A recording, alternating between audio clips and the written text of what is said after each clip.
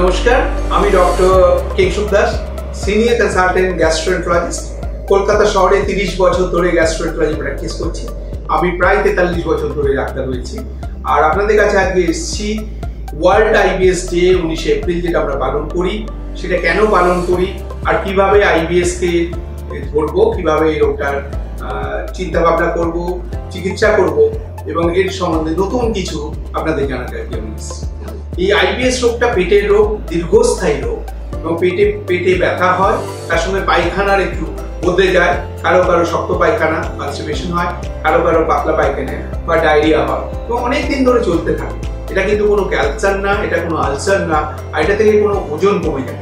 কিন্তু এটা না মেরে না ফেললেও ভীষণ বিরক্তকর এবং এটার জন্য দেখা গেছে সারা পৃথিবীতে সবচেয়ে বেশি মানুষ তার কাজের জায়গায় যেতে পারেন না এই আইবিএস এর জন্য। এত তার কষ্ট হয়, ব্যথা হয়, বা তিনি বিয়ে বাড়িতে যেতে পারেন না, বা খেতে পারলেন না, জন্মদিন ছেলের আছে অনুষ্ঠানে এনজয় করতে পারলেন না, বা একটা ক্রিকেট ম্যাচ হয়েছে, ভারত জিতেছে, সেখানে খুব সুন্দর সেলিব্রেশন হবে, সবাই মিলে আনন্দ করবো, উনি কিন্তু পেটে ব্যথার জন্য খেতে পারছেন না, উপভোগ করতে পারছেন না। তো তার কর্মক্ষমতা সমস্ত কিন্তু মনের উপরে চাপটা পড়ে, আর সেটাই তার। কিন্তু তবে এখানে জানিয়ে রাখি, আমরা না টিপিক্যাল এই বাঙালিরা আরো বেশি যে আমাদের একটা আইবিএস, আমাদের একটা স্ট্যাটাস, এরকম একটা রোগ আছে। আইবিএস যেন একটা বিশাল বড় সড়ো রোগ, এরকম কিন্তু নয়। আইবিএস সম্বন্ধে ধারণা অনেক বদলে গেছে গত 60-70 বছর ধরে। আমরা প্রথমে ভাবতাম এটা পুরোপুরি মানসিক রোগ, পাগল। আইবিএস এর রোগী ডাক্তারবাবুর কাছে এসেছে, ডাক্তারবাবু হচ্ছে পাগল। একদম নয়। এটার পিছনে অনেক কারণ জানা আছে। পাগল আর নিউরোলজিক্যাল কারণ হয়, এটা কিন্তু এখন নয়। এখন আমরা জানি আমাদের ইন্টেস্টিনের মধ্যে এন্টেরিক নার্ভাস সিস্টেম আছে, এটাকে বলে ছোট ব্রেন। মানে কি, এখানে নিউরাল কানেকশনটা পুরো ব্রেনের সঙ্গে কানেকশন থাকে এবং এই আমাদের পেটের মধ্যে অনেক জীবাণু থাকে, ভালো জীবাণু, যাতে আমরা মাইক্রোফ্লোরা বলি। এই মাইক্রোফ্লোরাগুলো কিন্তু আমাদের শরীরে খাদ্যাভ্যাস এবং কিভাবে খাওয়ার হজম হবে, তার ইমিউনিটি কি হবে, প্রতিরোধ ক্ষমতা কি হবে, এগুলো সব কিন্তু মেনটেন করে, নির্ভর করে ওই জীবাণুগুলো, ভালো জীবাণুগুলোর উপরে, যাদের আমরা মাইক্রোফ্লোরা বলি। এবং মাইক্রোফ্লোরাই আমাদের ডিসাইড করে যে আমরা কতটা খুশি থাকবো। হার্ট আমাদের ডিসাইড করে না, কিন্তু আমাদের হৃদয় চলতে থাকবে, হৃদয়তে ভালোবাসা যায়। তো হার্ট শরীরকে ভালো রাখতে শুধু পারবে না, যতক্ষণ মাইক্রোফ্লোরাটা ভালো থাকবে। এবার হচ্ছে কি, আমরা দেখি যে আগে বলা হতো এই ইরিটেবল বাউল সিনড্রোম যেটা হচ্ছে, এটা পজিটিভ ডায়াগনোসিস নয়। মানে কি, আপনি সব রোগ বাদ দিলেন, তাহলে এই যে বললাম ক্যান্সার নয়, এটা না, ওটা নয়, তবে ওনার আইবিএস ডায়াগনোসিস হবে। এখন কিন্তু তা বলি না। আইবিএস কিন্তু এখন ডায়াগনোসিস করা যায় পজিটিভ ডায়াগনোসিস। মানে কি, আপনার সেই সময় মানুষটার যে একটা যা ডায়রিয়া হচ্ছে, তার কিছু আমরা ব্লাডে মার্কার দেখি, অ্যান্টি-সিডিটিবি অ্যান্টিবডি, অ্যান্টি-ভিনকুলিনস অ্যান্টিবডি, এবং কনস্টিটিউশন আমরা কিছু মার্কার দেখি, শ্বাসের মধ্যে দেখা যায়, স্টুলে দেখা যায়। সেগুলো দেখে ঠিক করে এটা আইবিএস কি না। এবার একজন মানুষ যে এসছেন, তার দেখুন যদি আমরা পাই পেটে ব্যথার সঙ্গে খুব খিদে কমে গেছে, রক্তাল্পতা হয়েছে, ওজন কমে গেছে, বা পাতলা পায়খানা, বারবার পায়খানা হচ্ছে, পেটের মধ্যে কোনো হাত দিয়ে লাম্প পাচ্ছে, বা পেটে জল এসে গেছে, তাহলে কিন্তু এগুলো অ্যালার্ম সিমটম। এগুলো কিন্তু আইবিএস না। একটা আইবিএস এর রোগী 20 বছর ধরে ভুগছিলেন, তার হঠাৎ এই কষ্টগুলো এলো, তাকে কিন্তু আমাদের তখন পরীক্ষা নিরীক্ষা করে তার ক্যান্সার হচ্ছে কিনা বা টিবি হয়েছে কিনা দেখতে হবেই।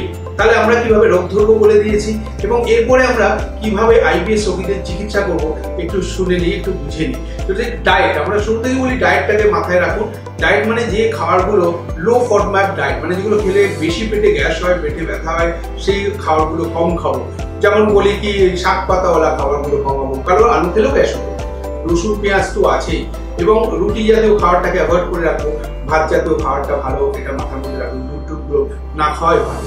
এছাড়া ওষুধ যখন আমরা দেখি, তখন আগে কিন্তু আইবিএস চিকিৎসা হতো, ওই যে বললাম যে সাইকোলজিক্যাল রোগ বলে চিকিৎসা হতো, মানসিক রোগের ওষুধ, আর কিছুটা ব্যথা কমানোর ওষুধ বা নার্ভের ওষুধ। কিন্তু এখন আমরা জানি ওই ব্যাকটেরিয়াল ফ্লোরাগুলোকে, জীবাণুগুলোকে কিছুভাবে হ্যান্ডেল করতে হবে, তাই আমরা ওখানে রিফ্যাক্সিমিন মানে ওষুধ দিই একটা, যেটা ডায়রিয়ার খুব ভালো কাজ করে।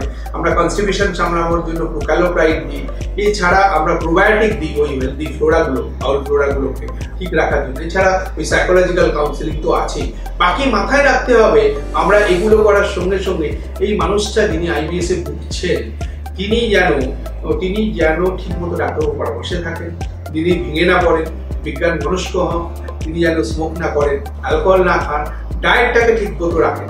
আর একটা নতুন কথা এসছে, শুনে আপনারা অবাক হবেন, আইবিএস প্রায় অবিচুয়ারির রোগ হয়ে গেছে। মানে আইবিএস আগে যাদের বলা হতো, তাদের মধ্যে থেকে অনেকগুলো রোগ আমরা খুঁজে পাচ্ছি যেটা আইবিএস এর মতোই, আইবিএস মিমিকা।